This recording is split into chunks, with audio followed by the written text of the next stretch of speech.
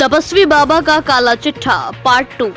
कहते हैं मैं परमपिता हूँ, सब कुछ अर्पण कर दो। आधी रात को सेवा के लिए बुलाता, फिर प्रसाद में भांग खिलाकर रेप करता। जयपुर में तपस्वी बाबा की अलग ही माया है। तपस्वी बाबा ने एक ही परिवार की 4 महिलाओं को माया जाल में फंसा लिया। एक एक कर परिवार के बीच महिलाओं से दुष्कर्म का राज खुला तो सब सुनकर दंग रह गए। बाबा की करतूत सामने आई तो महिलाओं ने एकजुट होकर भांकरोटा थाने में मुकदमा दर्ज करवाया। भांकरोटा पुलिस ने तपस्वी बाबा को गिरफ्तार कर लिया है।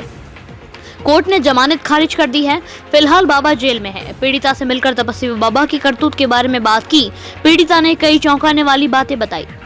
पीड़िता ने कहा कि मुकुंदपुरा में आश्रम में वह है, वहां योगेंद्र मेहता गद्दी पर बैठता है। वह खुद को तपस्वी बाबा कहता है। आश्रम में महिलाओं को समस्याओं का समाधान करने के लिए बुलाता है।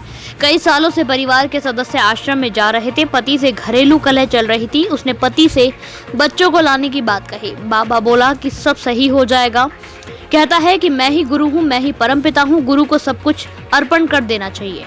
पीड़िता बताती है कि बाबा मति भ्रम कर देता है, यहाँ तक कि बाबा फोन, टीवी, न्यूज़पेपर सब कुछ बंद करवा देता है। आपस में भी किसी से बात नहीं करने देता है। तपस्वी बाबा महिलाओं को आश्रम में रात को कमरे में बुलवाता था। सेविकाएं ही बाबा के पास महिलाओं को लेकर जाती हैं। पहले आश्रम में अलग कमरे में बुलाकर हाथ पैर दबाता है, उन्हें बातों में बहलाता फुसलाता है। कमरे में जाने पर महिलाओं को भांग की गोली खिलाकर दुष्कर्म करता है। जो महिला अपने आप समर्पित कर देती है तो ठीक है, नहीं तो परिवार को जान से मारने की धमकी देता है। पीड़िता के साथ 3 साल पहले दुष्कर्म किया था। बाद में कई बार आश्रम में बुलाकर रेप किया। उसने धमकी दी कि किसी को बताया तो पति को मार दूंगा, सब बर्बाद कर दूंगा। बेटी को आश्रम ले जाने पर हुआ खुलासा। पीड़िता की बेटी का एक लड़के से अफेयर चल रहा था। परिवार में कुछ घरेलू कलह चल रहा था। बाबा की सेविकाओं ने आश्रम में आने को बोला। आश्रम में बाबा ने बोला कि बेटी को मेरे पास भेज दो, सब सही हो जाएगा। उसके पति ने बेटी को आश्रम में जाने की बात कही। पीड़िता ने बेटी को भेजने से मना कर दिया। पति नहीं माने तो पूरी बात बताई। इसके बाद एक एक कर परिवार की महिलाओं के साथ दुष्कर्म किए जाने की बात सामने आई। तपस्वी बाबा के आश्रम में करीब 150 से ज्यादा सेवक सेविकाएं हैं। उनका बाबा के पास आश्रम में रोजाना आना जाना रहता है। सेविकाएं ही बाबा के पास आश्रम में महिलाओं को लेकर आती है। बाबा के कमरे में ले जाकर उनसे सेवा करने के लिए कहती है। कमरे में बाबा के हाथ पैर दबाती है। पीड़िता ने बताया कि रात को 11 बजे के बाद ही सेविकाएं बाबा के कमरे में महिलाओं को लेकर जाती है।